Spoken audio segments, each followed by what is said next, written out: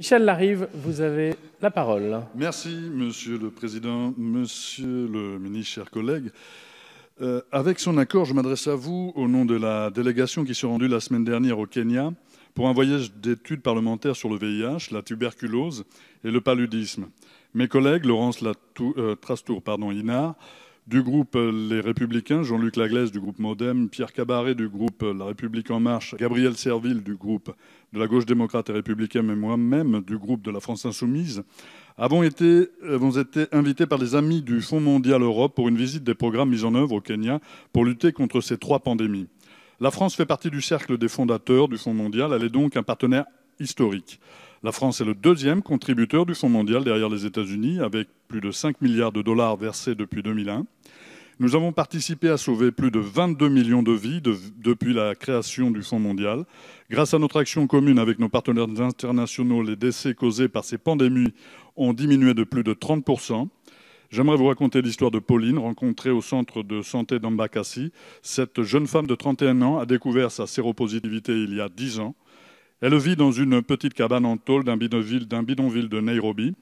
En 2016, elle a suivi un traitement antirétroviral couronné de succès. Elle a un garçon de 11 ans et attend un autre bébé. Les deux ne sont pas contaminés par le VIH grâce à des traitements préventifs. Tous ces soins et toute cette attention, elle les a trouvés auprès du personnel du centre de santé, cofinancé par le Fonds mondial. Aujourd'hui, elle y est volontaire et accompagne les nouveaux séropositifs dans leur combat contre la maladie. La capacité d'altruisme de Pauline et la grande dignité avec laquelle elle mène sa mission nous obligent. Monsieur le ministre, la France doit conserver sa place de 2e contributeur et tenir ses engagements auprès du Fonds mondial. Nous souhaitons que la France, qui n'a jamais accueilli la conférence trisannuelle des donateurs du Fonds mondial, l'organise en 2019, année où elle présidera le G7. Y êtes-vous favorable? Je vous remercie, monsieur le député. Monsieur le ministre, vous avez la parole.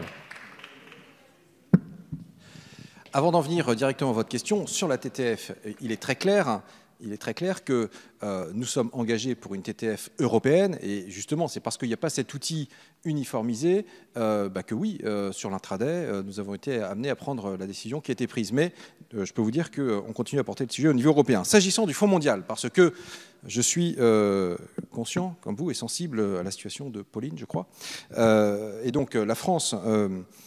et depuis 2002, de mémoire, a joué un rôle clé dans la naissance du Fonds mondial de lutte contre le sida, la tuberculose et le paludisme, auquel elle a versé depuis près de 5 milliards de dollars, avec le rang de 2e contributeur historique. Et donc, elle continuera avec une contribution significative à ce fonds. Il y a d'ailleurs une conférence de reconstitution qui aura lieu en 2019.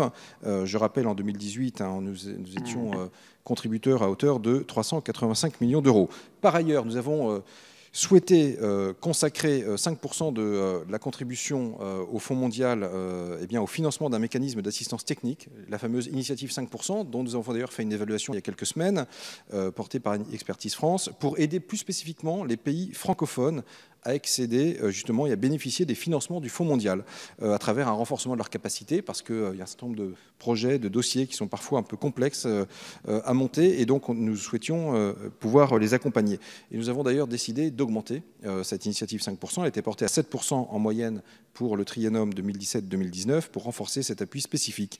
Donc tout ça pour vous dire que la France, depuis 2002, a un rôle majeur, que ce rôle, elle entend le poursuivre. Donc ma réponse, elle est simple. Vous dites on a besoin de rester un contributeur majeur. Eh bien, nous continuerons à l'être. Je vous le confirme, monsieur le député.